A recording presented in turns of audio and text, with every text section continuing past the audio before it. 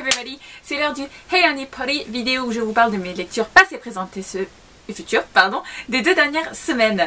Alors, j'ai pas un truc gigantesque à vous présenter pour mes lectures, mais j'ai de quoi faire, donc je vais commencer sans plus attendre. J'espère que la luminosité et la qualité de la vidéo sera bien meilleure que pour le dernier Hey Lundi, parce que franchement c'était pourri la dernière fois et je m'en excuse, mais comme je vous le disais, j'avais pas le temps pour filmer et du coup le résultat était vraiment cracra-boudin, pour pas dire autre chose.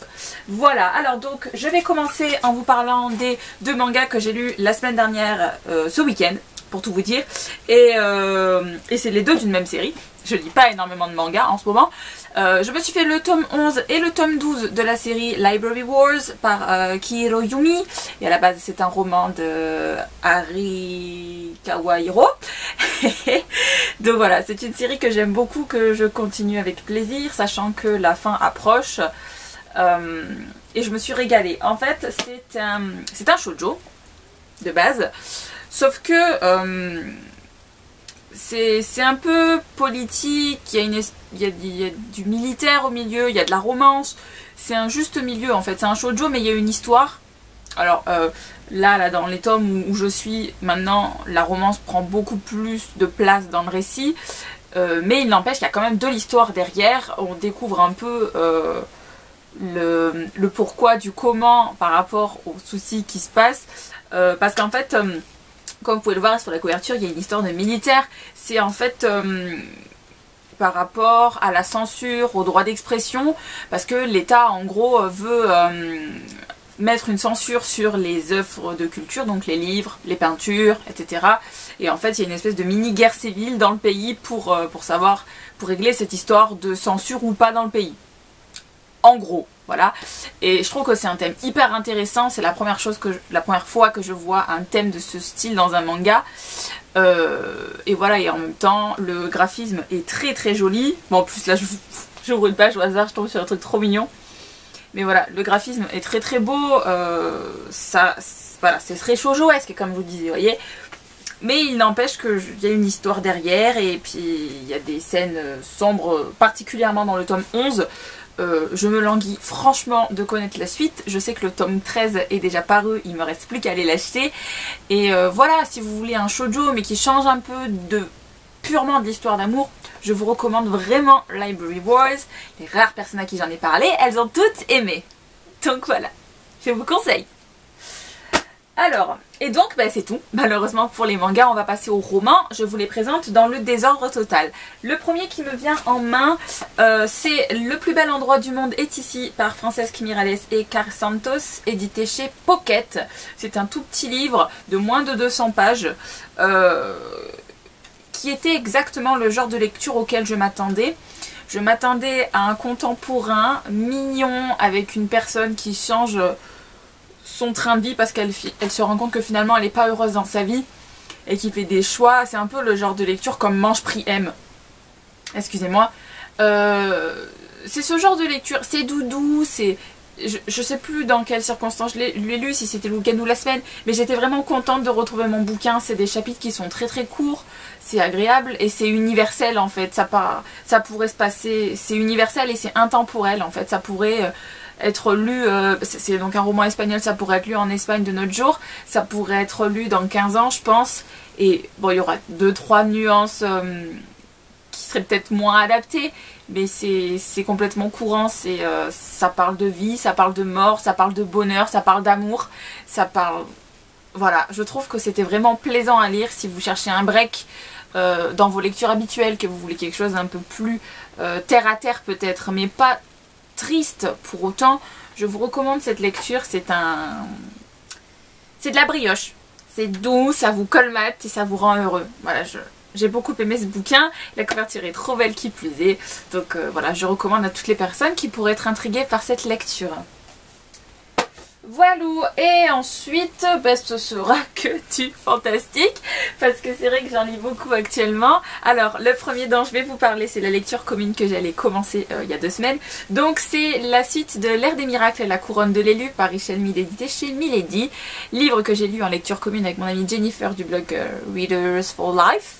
Vous l'aurez en barre d'infos de toute façon.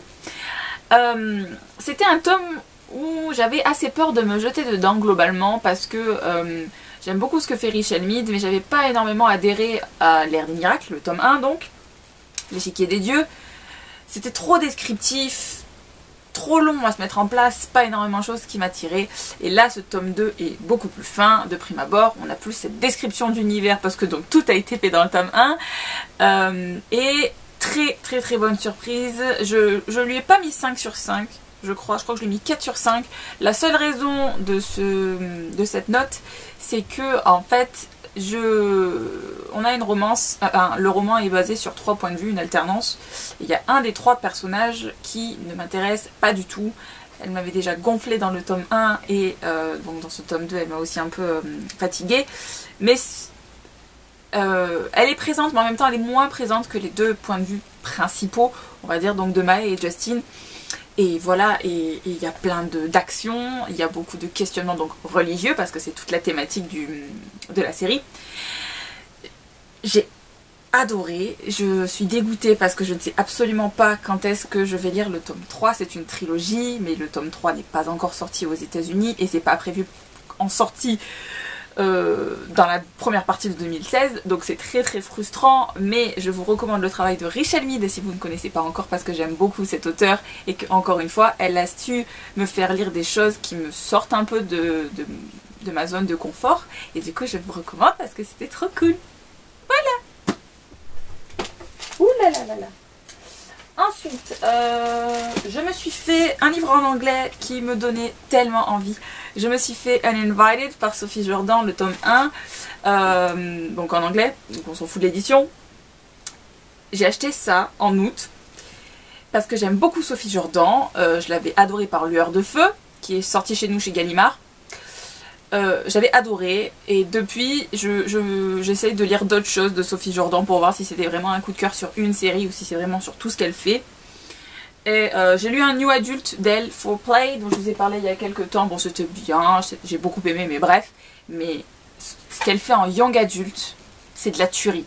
Franchement, encore une fois, là, Uninvited, je sors de ce que je lis d'habitude parce que on est dans un univers en fait où on est un peu dans le futur et il y a la hausse du taux d'homicide qui est impressionnante, c'est exponentiel. Et du coup, ils ont inventé un test pour voir dans nos gènes si on a le gène du tueur ou pas. Et en fait, notre héroïne va donc être positive à ce test. Bon, ça, je vous spoil pas, hein, c'est vraiment dans les 15 premières pages du bouquin, hein, un truc comme ça. Donc, pas de souci là-dessus. Et on voit le changement radical de sa vie par rapport à ça, et c'est fantastique, et c'est bourré d'action. Il se passe tout le temps un truc, c'est assez impressionnant, quoi, parce que j'avais pas envie de lâcher mon bouquin, j'étais vraiment intéressée, et je me languis à un point que vous imaginez pas, le tome 2 qui sort donc à la Saint-Valentin, et j'ai très hâte de le lire parce que j'ai vraiment accroché et je pense que je vais regarder pour voir si Sophie Jordan fait d'autres séries young adultes parce que pour l'instant c'est toujours gagnant pour moi, c'est toujours très bon. En revanche, pour les personnes qui ne lisent pas en VO, je suis désolée, je n'ai aucune nouvelle quant à une parution française. Mais le style de Sophie Jordan est simple, je trouve. Il n'y a pas de prioriture, il n'y a pas de description trop compliquée, c'est assez simple et direct. C'est le genre d'écriture que j'aime beaucoup d'ailleurs. Donc si vous avez envie de commencer la VO, peut-être essayez de lire les premières pages de ce volume et peut-être vous arriverez à le lire. Voilà. Ensuite, dernier livre fini, c'est le livre que j'ai fini hier soir. Je me suis fait le tome 4 du Noir et ma couleur par Olivier Gay et Didier Cherajo. Le tome 4 s'intitule L'évasion. Alors, j'ai un peu moins aimé ce tome 4 que les autres volumes, je vous l'avoue. Mais c'est par rapport à ce qui se passe qui m'intéresse moins que le reste.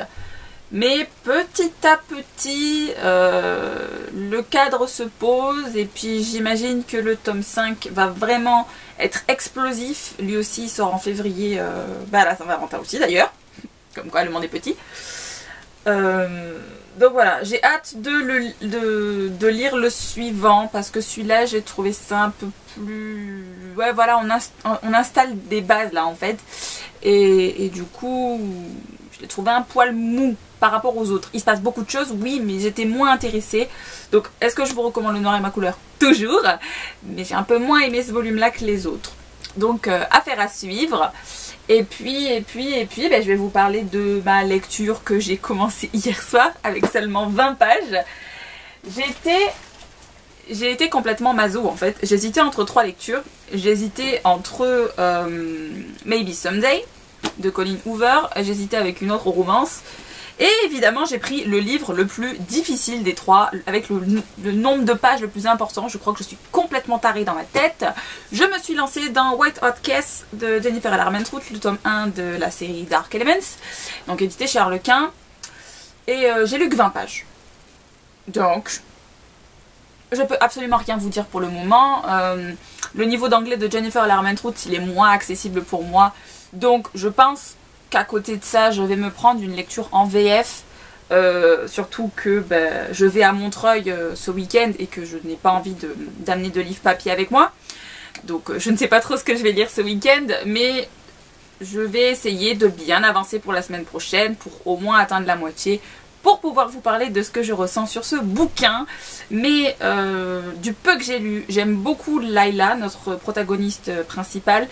Et je me languis de découvrir un peu plus sur un démon qu'on rencontre. Voilà, je me tairai parce que je n'ai pas d'informations à vous donner d'ailleurs.